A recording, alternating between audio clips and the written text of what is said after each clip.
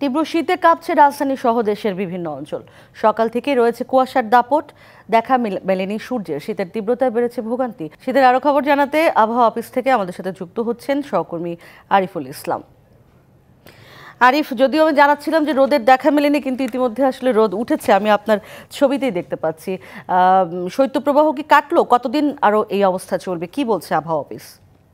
উর্মি, নিশ্চয়ই সুখবর এটি যে কয়েকদিন বাদেই সূর্য দেখা পেয়েছে রাজধানী সহ দেশের প্রায় প্রতিটি অঞ্চলে, শুধুমাত্র পঞ্চগড় ছাড়া। কারণ পঞ্চগড়ে এখনো কিন্তু শৈত্যপ্রবাহ অব্যাহত রয়েছে বলে জানিয়েছে আবহাওয়া অফিস। সেই পক্ষ থেকে আরও যে তথ্য দিয়েছে সেটা হচ্ছে যে আজকে থেকে বলা যায় যে 8 তারিখ পর্যন্ত আবহাওয়ার পূর্বাভাসে বলা হয়েছে যে আজকে যে ধরনের তাপমাত্রা রয়েছে, মোটামুটি বলা যায় যে 1 থেকে 2 ডিগ্রি তাপমাত্রা বৃদ্ধি পেয়েছে। তার মানে বুঝতে হবে যে স্বাভাবিক হয়েছে, তবে শীতের যে অনুভূতি সেটা কিন্তু অনুভূতি থাকবে বলে আমাদেরকে জানিয়েছে। আরেকটি বিষয় তিনি আরও জানিয়েছেন, যে বিষয়টি সেটা হচ্ছে যে এই যে 8 তারিখের পর থেকে, বিশেষ করে 8 তারিখে 8 জানুয়ারি ময়মনসিংহ এবং কি সিলেট অঞ্চলে হালকা বৃষ্টিপাত হওয়ার সম্ভাবনা দেখছে। তার পরবর্তীতে আবারও নতুন করে এটি মাঝারি ধরনের শৈত্যপ্রবাহ হবে। মাঝারি ধরনের শৈত্যপ্রবাহ আর মৃদু শৈত্যপ্রবাহের পার্থক্য কিন্তু রয়েছে, কারণ মাঝারি ধরনের শৈত্যপ্রবাহ মোটামুটি বলা যায় যে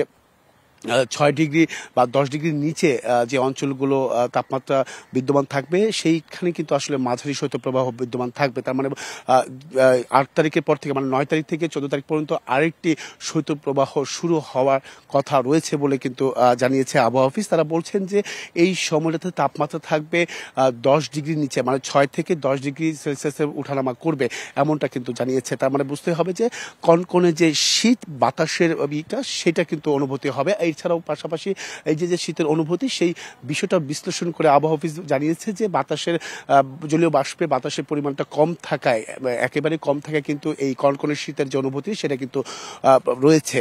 তো এটাও অব্যাহত থাকবে। আরেকটি বিষয় জানিয়ে রাখি যে মাঝারি যে শৈত্যপ্রবাহ সেটা দেশের পঞ্চগড়, চুয়াডাঙ্গা এবং কি ঈশ্বরদী, এই সমস্ত অঞ্চলগুলোতে তাপমাত্রা 10 থেকে 6 ডিগ্রি সেলসিয়াসে নেমে আসবে। তো এই ছিল আসলে উর্মি এখান থেকে সবশেষ। পরবর্তীতে হয়তোবা নতুন কোন তথ্য পেলে জানার চেষ্টা করবো। উর্মি, অনেক ধন্যবাদ আপনাকে আরিফুল ইসলাম বিস্তারিত তথ্যের জন্য। মাঠের অলরাউন্ডার আমি, আর ঘরের allrounder Tylox. Tylox toilet cleaner, clean মানেই টাইলক্স।